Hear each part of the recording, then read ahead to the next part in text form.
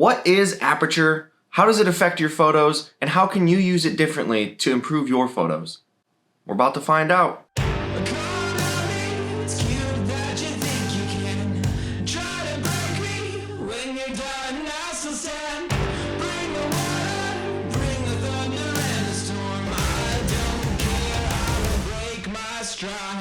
What's going on, everyone? My name's cody.majeres. I'm a content coordinator by day, content creator by night, and I make videos to help you master your content.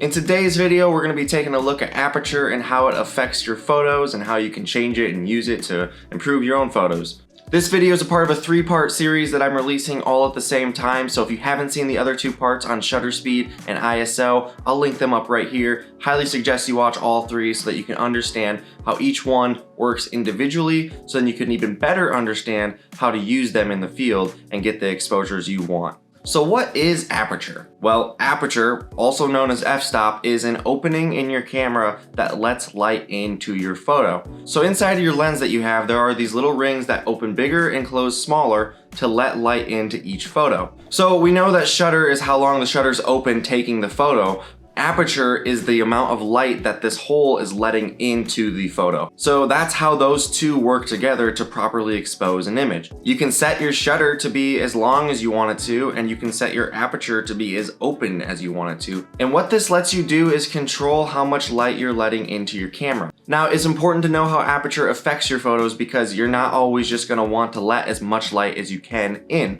Now, this next part gets a little bit confusing, but I promise it's not that hard to remember once you've done it a couple times. As your f-stop or aperture number increases, the opening in your lens actually decreases in size. So as you increase your aperture, your opening is actually getting smaller, which is increasing your focal plane, meaning a lot more of the photo is going to be in focus. Now, as you decrease your aperture or f-stop number, the opening gets wider.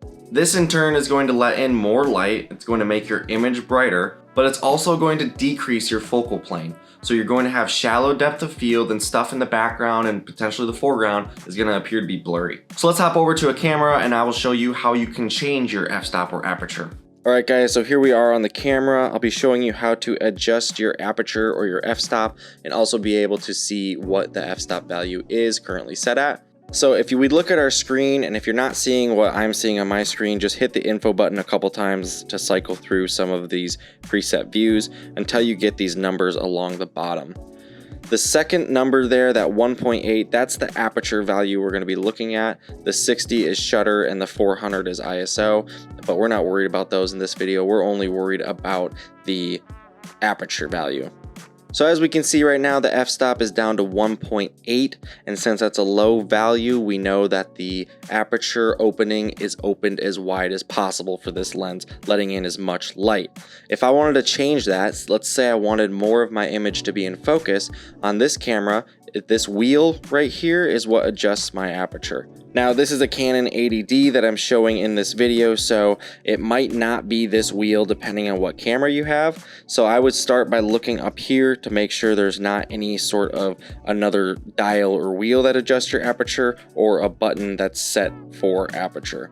If you're not able to find any dial or button that changes your aperture, you can also just touch the value and it brings up, I guess, a digital dial that you can then change your aperture value.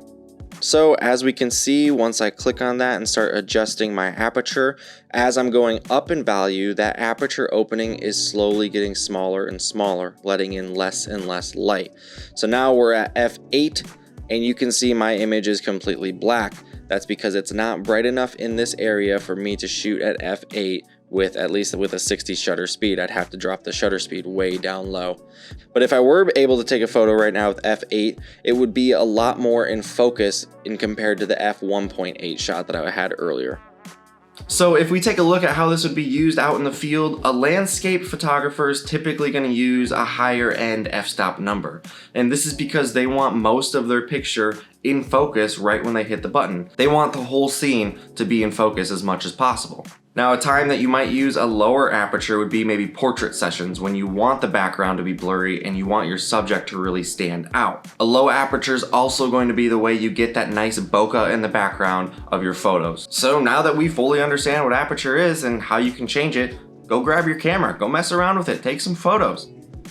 But don't forget to watch the ISO video I made as well. This will help you get well-rounded knowledge on the exposure triangle in general and have you taking better photos instantly. That's all I got for this one, guys. I hope some of you learned something today, and if you have any questions or topics for a future video, please make sure to drop it down below in the comments. If you like this video, please hit the thumbs up, and if you haven't done so already, please subscribe to the channel. Until next time, guys.